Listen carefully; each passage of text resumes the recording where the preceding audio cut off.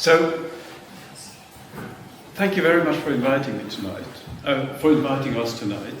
It's just as exciting for us to talk to you, maybe even more exciting for us to be able to talk to you here about this extraordinary case that I will be describing, trying to explain to you, and then hopefully have a discussion also about what this case means for contemporary society. I wanted to start with trying to explain to you where this was coming from. For some years, I've been working on a project where we've been trying to map all murder cases in 3 cities of medieval England, in London, York, and Okeford. And this led to the production of an online website, which you can look at. And basically what you get there is you get maps of medieval cities, and you can click on little pins, and you get the story of what happened and can learn more about the background of these events. Now, some of them are kind of like run-of-the-mill kind of murder cases, but some are really exciting and quite extraordinary, and you can track the background of these events in some detail. There is none that's more exciting and extraordinary than the case of Ella Fitzpayne and John Forde that I will be talking about today. And one of the reasons for this is that there is so much background information that over time you can find about these 2 people. And one of the reasons for that is, in turn, that Ella Fitzpayne was a very, very high-ranking noblewoman married to Robert Fitzpaine, who's given this village his name. It was actually his father, I should say. But it was also, his father was also Robert Fitzpaine, and then the son, Robert Fitzpaine II, was married to Ella Fitzpayne. But I will come back to that in a few minutes. The events that I will be talking about are more than just a case of murder. I will be talking about just it's paradise for a criminologist. I will be talking about extortion, I will be talking about cattle raids, I will be talking about fraud, and then there is murder included in it, and I will be talking about also about misbehaviors, I should say, of the kind of reputation damage and so on.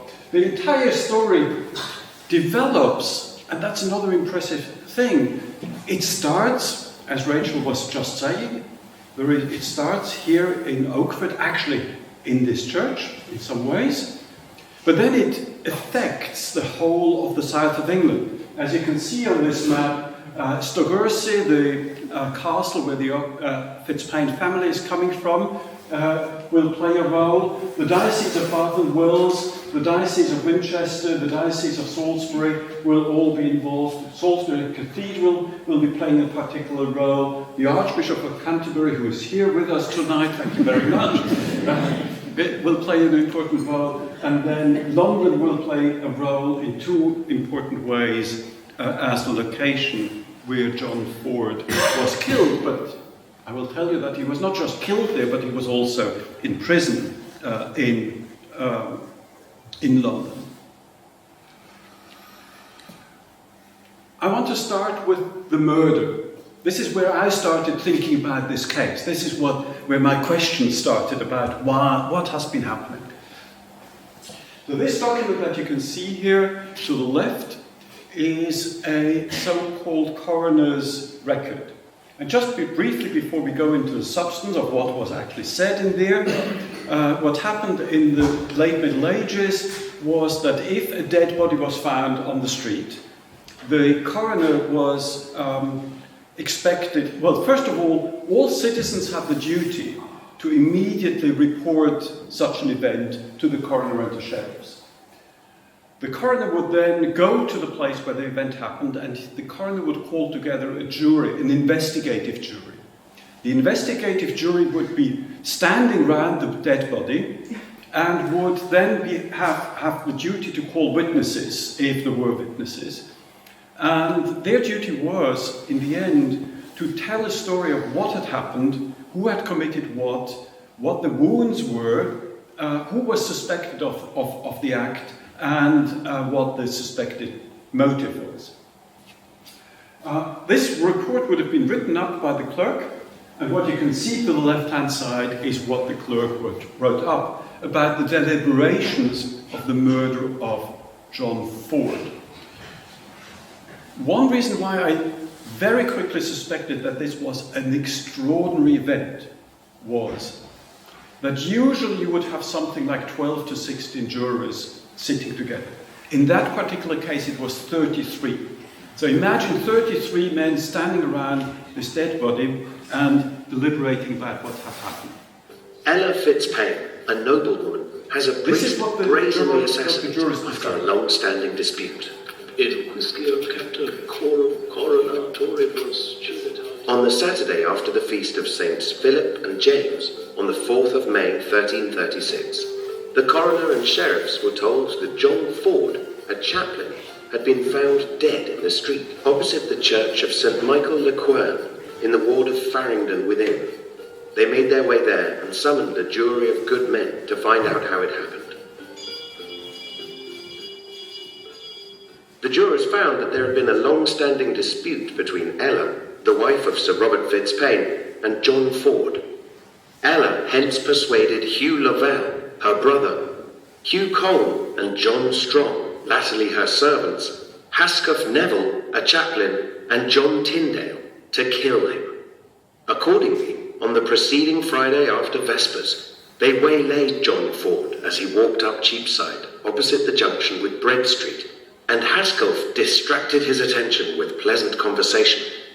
When John and Hascoff reached Foster Lane, Hugh Lovell, Hugh Colne, and John Strong fell in with them, and Hugh Lovell stealthily stabbed John in the throat with an ananas, while Hugh Colne and John Strong stabbed him in the belly with their long knives, inflicting wounds from which he died. The assailants then ran away, but the jurors did not know where they went. They had no worldly goods. There had been 3 witnesses: Robert Russell, a maker of rosaries, William Newcomen, and Michael Hatter, a hat maker. The body was inspected and the wound duly noted. The sheriffs were instructed to arrest the fugitives if they were found within their bailiwick. Several years afterwards, in 1342, the coroner brought an indictment against Hugh Colne, then imprisoned at Newgate. Good. So, this text, by the way, is pretty close to what you could see on this display beforehand. I've simplified the text a little bit, but the substance of what this text, what was just said, is very close to the original document. There is different ways of looking at this, but I think there is a number of things that stand out from my perspective. First of all, this was an unusual murder case in that it was conducted in plain daylight in what would be the equivalent these days of Kensington or Oxford Street in London. So the main business street, the West Street, and there would have been hundreds of people witnessing what was happening. So there was nothing to hide. It was carefully planned. Secondly, if you look more carefully at the Latin text, you can see that it was really targeted against the throat. It was basically cutting the throat, which is not a frequent kind of body part that is usually attacked, because when you attack somebody with a knife, usually the main torso is being attacked.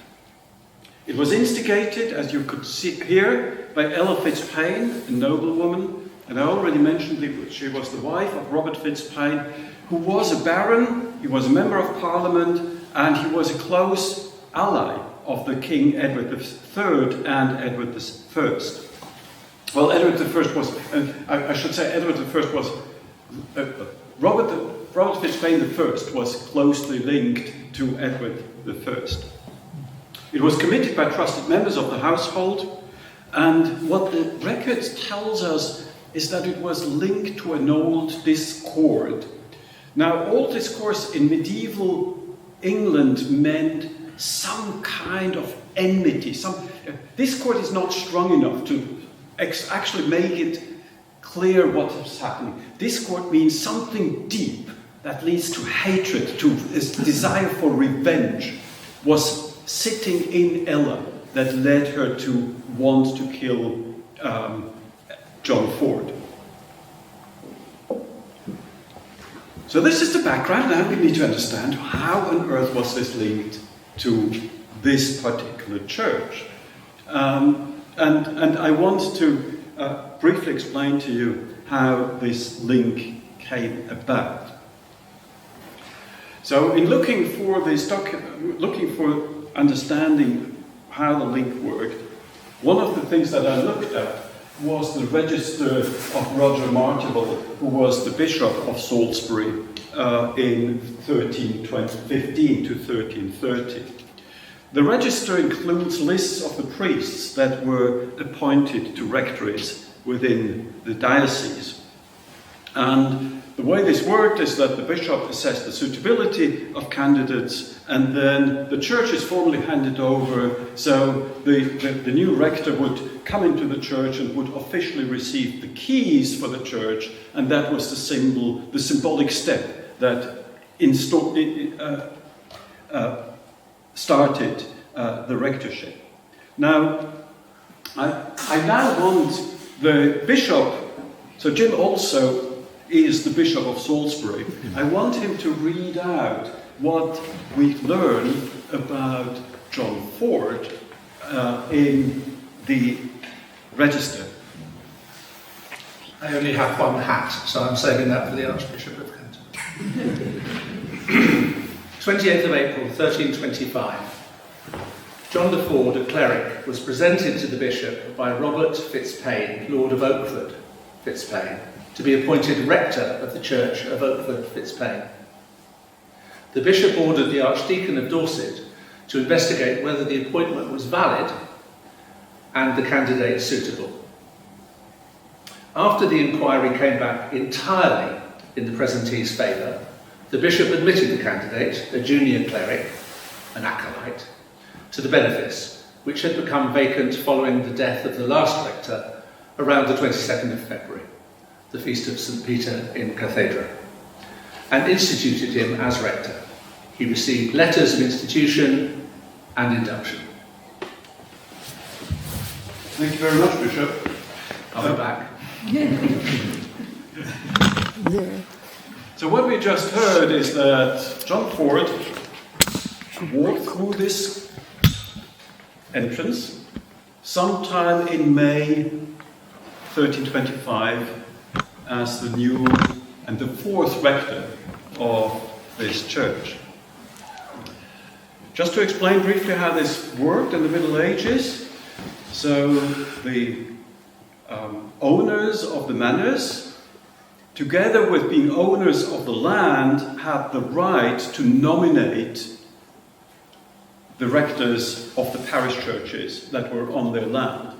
So the idea here was that you wanted to have a priest who would make sure that the flock was kind of like instructed in a way that was in line with the interests of the landowner. And that is exactly what was happened. He was born in Bridgewater, we learn from a different document. And he likely already was at the time somehow linked to the Fitzpaine family.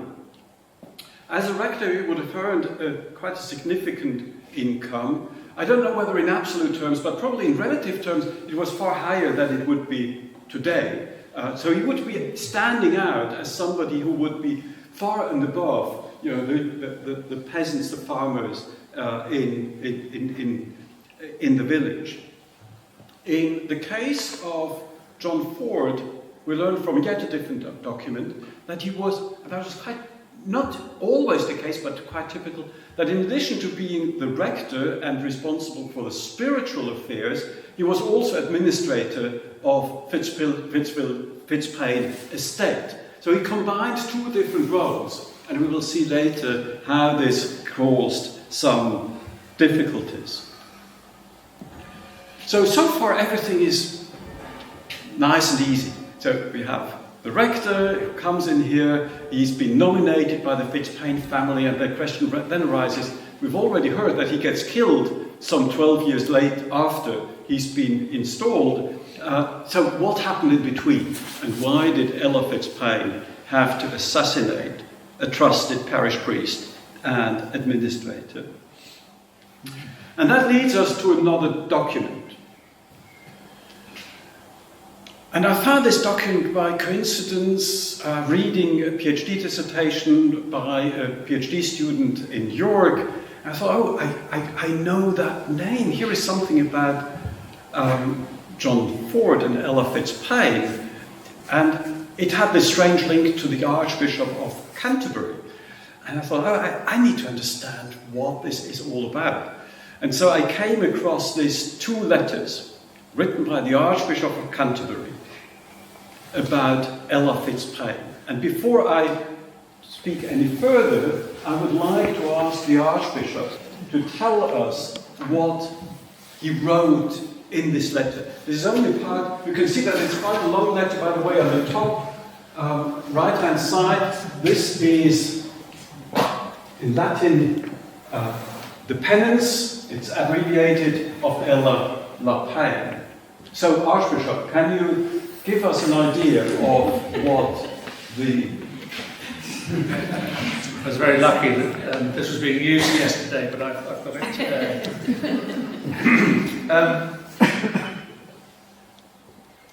This is my letter to the Bishop of Winchester. When carrying out my metropolitical visitation of the clergy and people of the Diocese of Salisbury, it came to my ears by popular rumour and report that Ella Fitzpaine has committed adultery with knights and others, single and married, and even with clerics in holy orders. My pen does not elaborate these crimes amongst noble ladies. She, out of natural dignity, ought not to indulge in them. I have pronounced her guilty partly because of her own confession, expressed judicially before me, partly because of what she has denied, but in which she has entirely failed, as well as for other transparent reasons. I have decreed that for a period of 7 years she is to travel to the Cathedral Church of Salisbury, going in by that entry of the cemetery next to the door adjacent to the song school.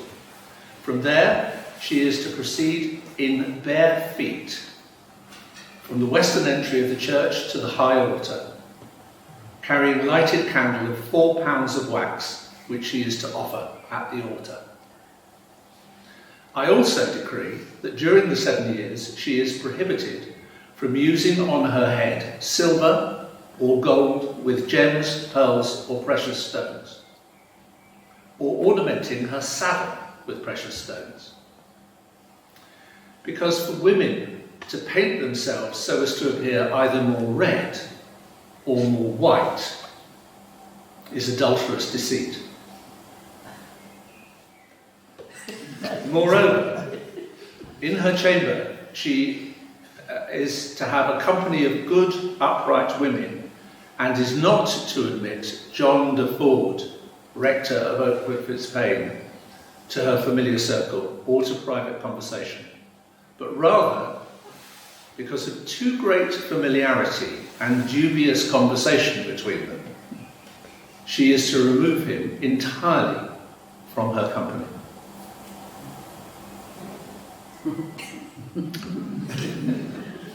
So, what you can hear is just this extraordinary accusation against the nobleman.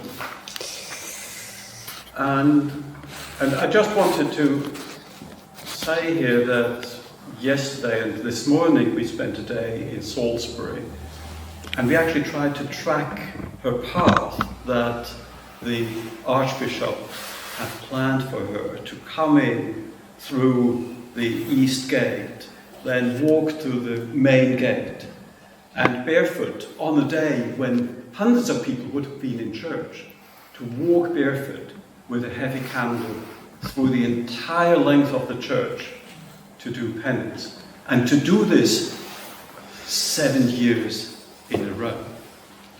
Now, Archbishop, Yes. did Ella Fitzpaine comply? To the contrary. Impelled by a spirit of pride, or more accurately, of the devil, Ella Fitzpaine has both declined to perform any of those things imposed and has not given up those prohibited. She has abstained from matrimonial association with her husband, thrown aside matronly modesty, and by deed and appearance flaunted her usual insolence. She has removed herself to distant places seeking hiding spots, profaning the name of God and causing scandal to the church. Therefore, considering her stubbornness and incorrigibility, we publicly declare her to be excommunicated. So this is the next step. This was the second letter written by the Archbishop of Canterbury, where he says, because Ella does not comply with my demands, I excommunicate her from the church, which made her a persona non grata. She would no longer have been able to sign any contracts. She would no longer have been able to kind of be acceptable. In fact, in his letter, he also excommunicated or threatened with excommunication anybody who would publicly interact with Ella Fitzpaine.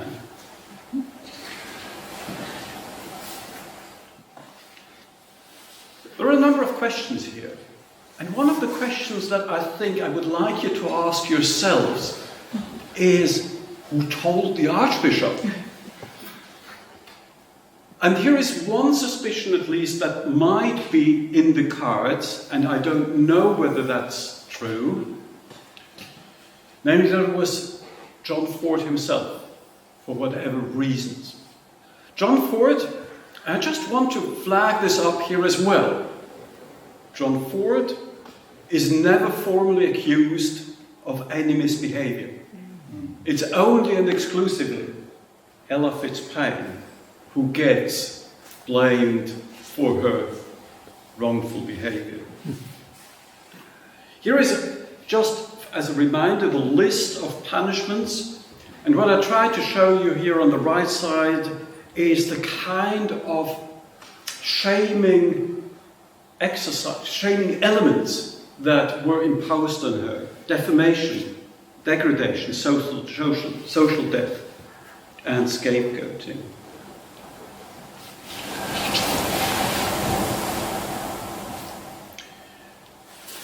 Now, this letter was not just sent to the Bishop of Winchester. We have that copy. We have the copies of these two letters. But most probably these letters were also sent at the same time to the Bishop of Salisbury and the Bishop of Wells and Bath. So everybody, wherever Ella Fitzpaine was suspected of possibly hiding, the bishops received these letters, are being asked for helping the Archbishop with finding her. And so we don't have the letters in the two other dioceses, but we do have a response by the Bishop of Bath and Wells on the 6th of March. So remember, they received the letters in January, and by the 6th of March, we have a response by the Bishop of Bath and Wells. And Jim is now mutating into Bishop of Bath and Wells, and will read out what the Bishop said in response to complaints, I should say. So the Archbishop complains first. We know that from the response. He must have complained that the Bishop is not doing enough to help him. Now here is the response. Dearest Archbishop, in your letter dated 18th of January 1332, you inform us that your mandate against Ella Fitzpaine has been too lukewarmly executed. under pain of suspension from the celebration of the divine offices, you require us to execute this mandate by having Ella Fitzpaine apprehended. By authority of your mandate, we have caused Ella Fitzpaine to be sought everywhere in my diocese, but she could not be apprehended. To our regret, we could never learn that the said Ella had lived in our diocese from the time of the receipt of the first mandate, and ask you not to believe that the mandate was too lukewarmly executed. For in truth, on the night we received your letter, our clerks were employed all night about the execution of your orders. I find this such a nice way of just not complying. I may be over-interpreting this response, but it just sounds to me like, thank you very much, but I really can't be bothered too much. But this is, and this was, by the way, a typical tension, especially with Archbishop Meetham, who was not very much liked. He was not very highly regarded. But there was always tensions between the bishops on the one hand and the Archbishop, who would come in and try to impose some rules on the bishops. So, the next topic that I want to talk to you about briefly is what else do we know about the connection between Ella Fitzpaine, her husband Robert Fitzpaine, and John Forde before the scandal broke? I already told you that John Forde was kind of like proposed by Robert Fitzpaine. We now know that that Ella Fitzpaine was alleged to have an affair with John Forde, and I then wanted to know something more about what the connection between the three was. So usually, for no other case in my sample, I would be able to say anything about this kind of questions, but for Ella Fitzpaine, there are these documents. And there is one exciting document that I found in the so-called Royal Court of Oyer and Termine. So that's a court for members of the nobility, high-ranking people, that would not be sent to a regular criminal court, and they would be dealt with by peers of a similar rank, and their conflicts would be discussed and then resolved at these courts. So in July 1332, this court receives a complaint by the prior of Stogursey. So this is next to the Fitzpaine Castle. It's in the Bristol Channel. So it's Somerset, Bristol Channel, and Jim is now changing into a judge. Excellent. And we will hear now what the judge had to say, or how the judge summarised this complaint. As a member of the Royal Commission to investigate allegations of violence and abuse of power, we investigated complaints by the Prior of Stogursey that Robert Fitzpaine, Ella his wife, Robert the chaplain, John de Forde, parson of the Church of Okeford, Fitzpaine, Walter de Bradley, William the Porter, Master Hugh de Exonia, Nicholas the Parker, Walter the Broker, and others at Stogursey, County Somerset, broke his houses, chests and gates, took away a horse, a colt, and a boar worth £10, felled his trees, dug in his quarry, and carried away the stone and trees, so that they also unyoked 10 oxen from the plough, drove them to the castle of the said Robert Fitzpaine, there impounded and kept them in pound against law and custom of the realm, impounded 8 oxen, 140 sheep, 60 lambs, and 30 swine of his, and detained them until he made fine with the said Robert and Ella by 37 marks at divers times, and demised his tithe of sheaves and hay belonging to the Stokeford Chapel to be to the said John for a term of years. This is, just to explain, this is extraordinary behaviour. So, Robert Fitzpaine and his wife and her alleged lover, a year before the scandal breaks, are together in a cattle raid against a neighbouring abbey. And not only that, this is not just a cattle raid, a common cattle raid, but it's also an extortion racket. So they say, well, we'll keep your things until you pay us a very substantial sum of money. And John Forde, this is the said John, is the John Forde, actually gets an annual payment because the income, the sheaves and hay, is the tithe, is the income from that land, will go to John Forde, which again emphasises the central role that John Forde probably had in the Fitzpayne household. One thing stands out here. So the cattle raids themselves were not that extraordinary. At that time, remember, you may know or not know, these times of Edward II, the early years of the reign of Edward III, were highly unstable years, with civil war, with tension, with conflicts, all throughout the country. And so these cattle raids were not per se something uncommon. There is hundreds of them, actually.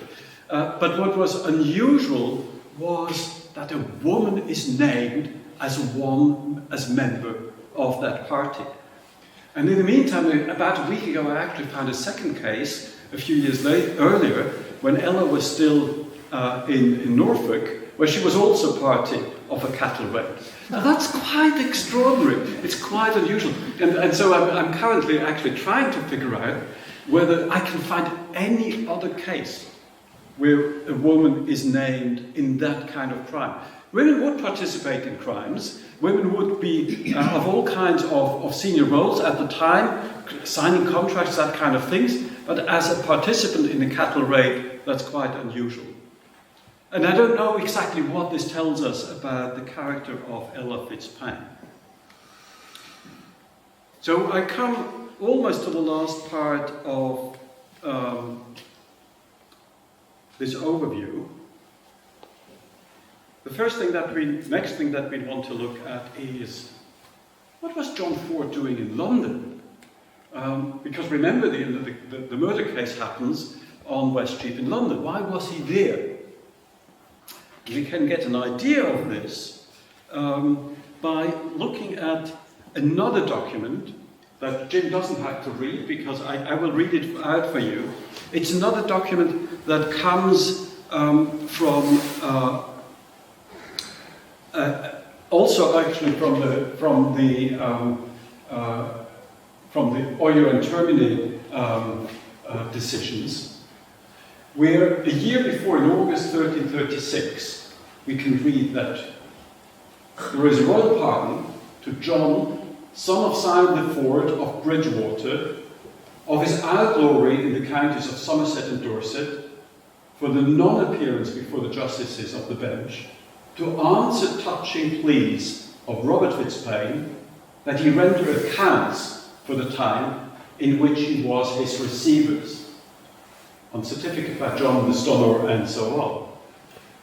So what this tells us is that John Forde, the rector of this parish church, was also a major administrator. I already told you so.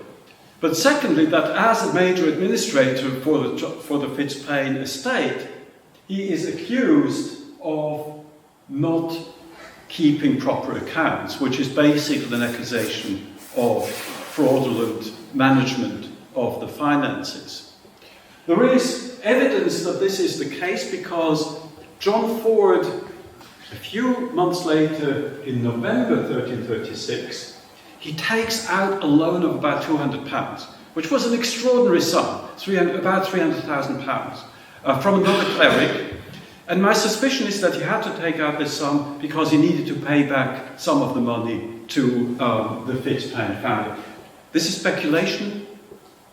I'm not sure about this. I'm just trying to make sense of a very strange behaviour. He has to go to debtor's prison, and somehow he needs... That's the way you land in Fleet Street debtor's prison.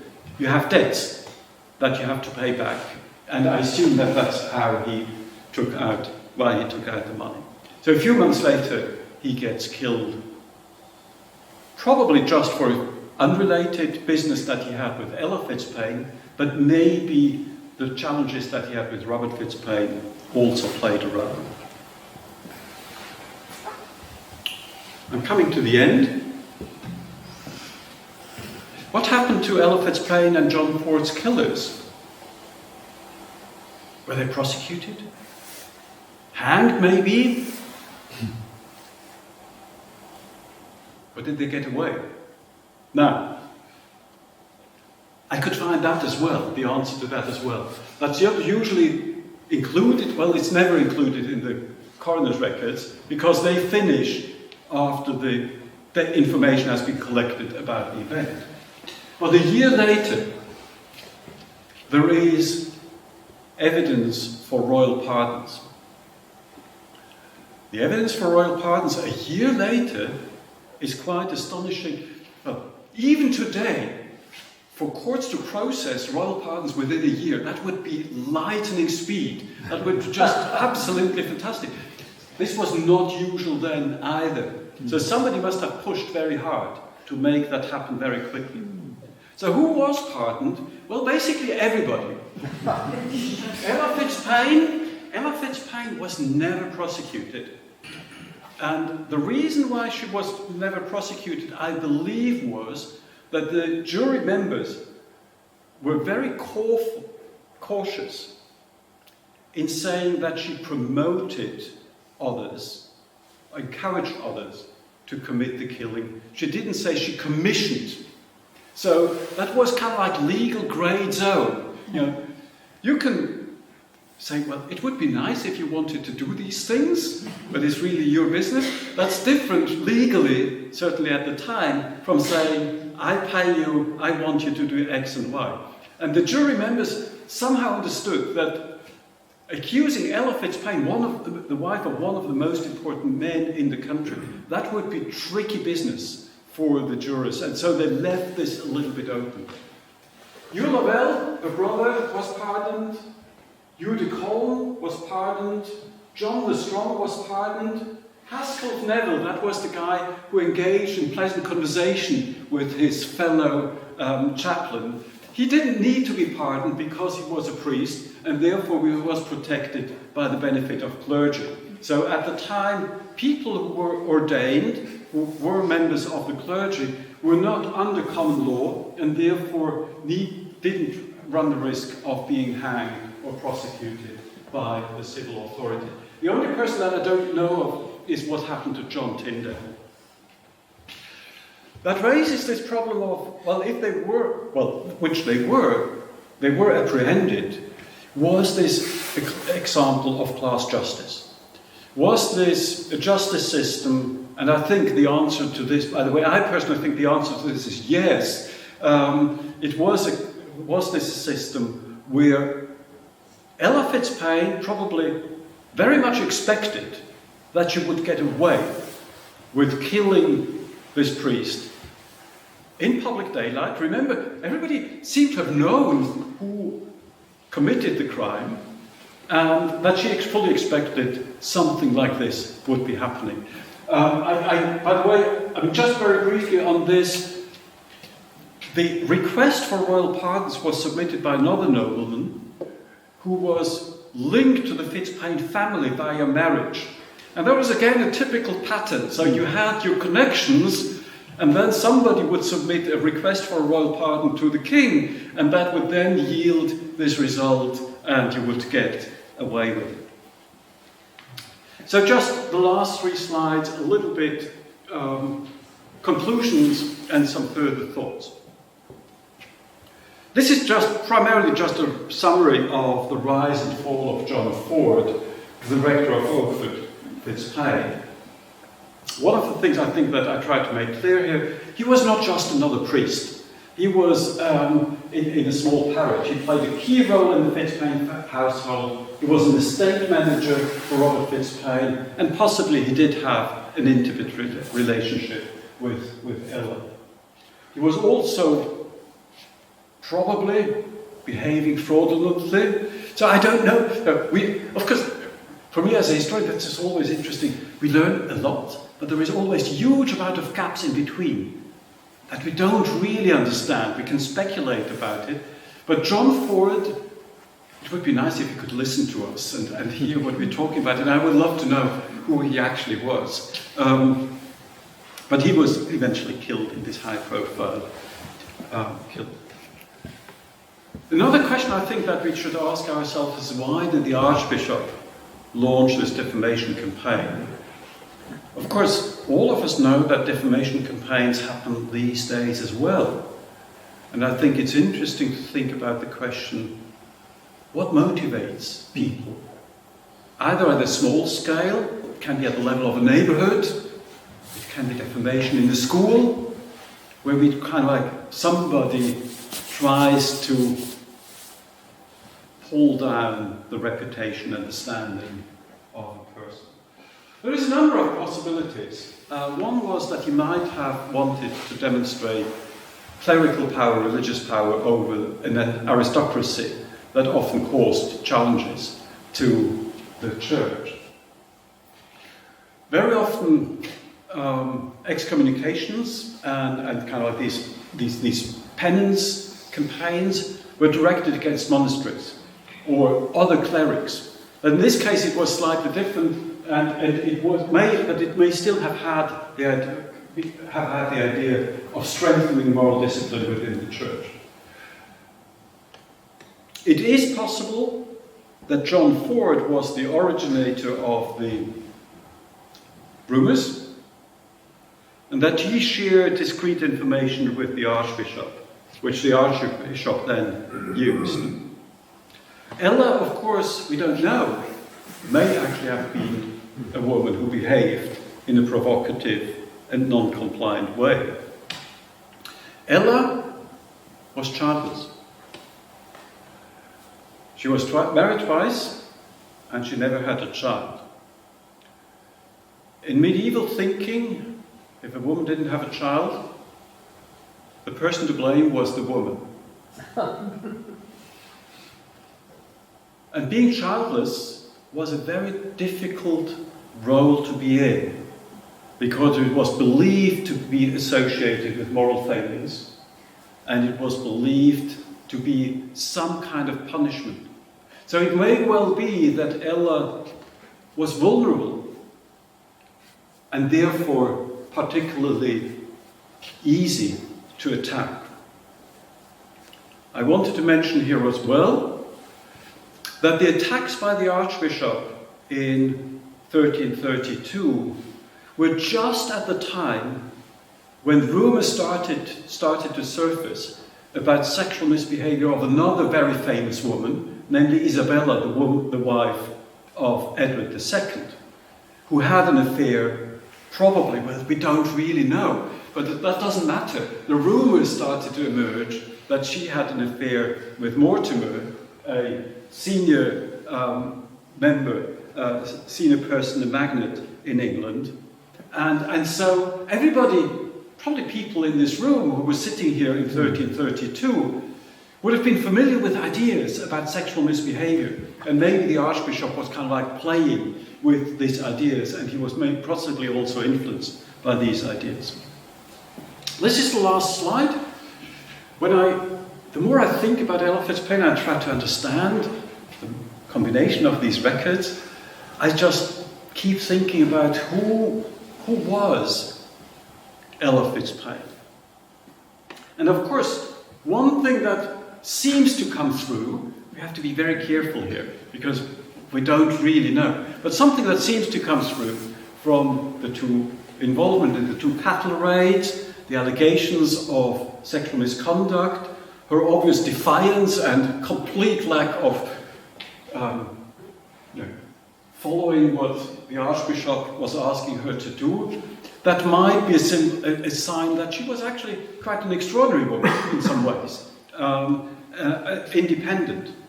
But we should always be careful about not projecting contemporary ideas into the Middle Ages. I think that it's also problematic. She may have been what a colleague, a historian of mine, called a fur-collar criminal, like a white-collar criminal, who just got a trusted collaborator killed in a cold-blooded revenge attack.